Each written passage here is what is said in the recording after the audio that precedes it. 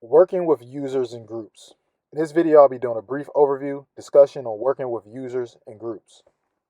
The user account is the fundamental unit of identity in Windows operating systems. In computer terminology, the term user has two meanings.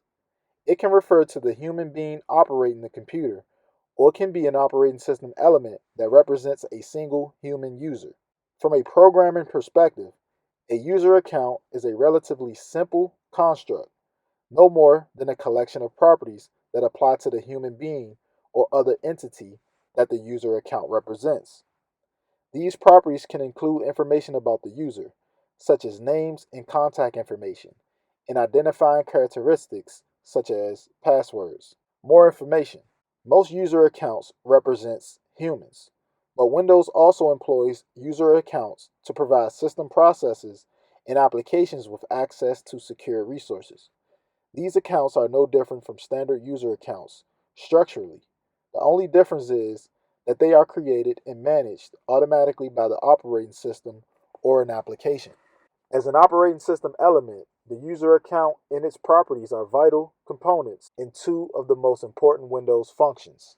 Authentication, the process of verifying that the identity of the person operating the computer matches that of the user account the person is using to gain access. Typically, to be authenticated, the human user must supply some piece of information associated with the user account, such as a password, demonstrate some personal characteristics, such as a fingerprint, or prove access to an identifying possession, such as a smart card. Authorization, the process of granting an authenticated user a specific degree of access to a specific computer or data resources. In Windows, a user account provides access to permissions that grant the human user access to files and folders, printers, and other resources. The first thing a human user does with a Windows system is authenticate him or herself, a process typically referred to as logging on.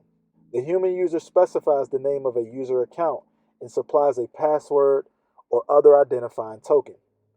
Once the authentication is successful, the person is known by that username throughout the Windows session, and the operating system grants access to specific resources using that name. As the authenticated user begins working with the operating system, the authorization process occurs whenever the user attempts to access certain resources or perform specific tasks. All of the Windows permission systems include NTFS, share, registry, and Active Directory permissions are user-based. The Access Control List, ACL, for each permission protected resource contains a list of users and the degree of access each user is granted to that resource. Another user-based Windows element, completely separate from the permission systems, is called user rights. User rights are specific operating system tasks, such as shut down the system or allow logon through the terminal services, which can only be performed by certain users designated by a system administrator. A group is another type of entity that Windows uses to represent a collection of users. System administrators can create groups for any reason and with any name, and then use them just as they would a user account. Any permissions or user rights that an administrator assigns to a group are automatically inherited by all of the members of the group. More information. The concept of group inheritance is one of the fundamental principles of network administration. On all but the smallest networks, administrators typically assign permissions to groups rather than individual users, and then control access by adjusting group memberships. For example, if a person performing a particular job needs access to a variety of different network resources, it might take an administrator some time to assign all of the rights and permissions that person needs to an individual user account.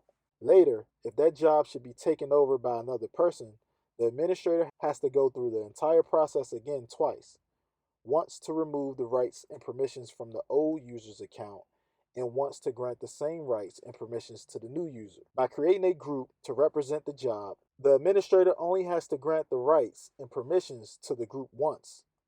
When someone new takes over the job, the administrator only has to remove the departed user from the group and add the new user. So that completes this video on a brief overview and discussion on working with users and groups.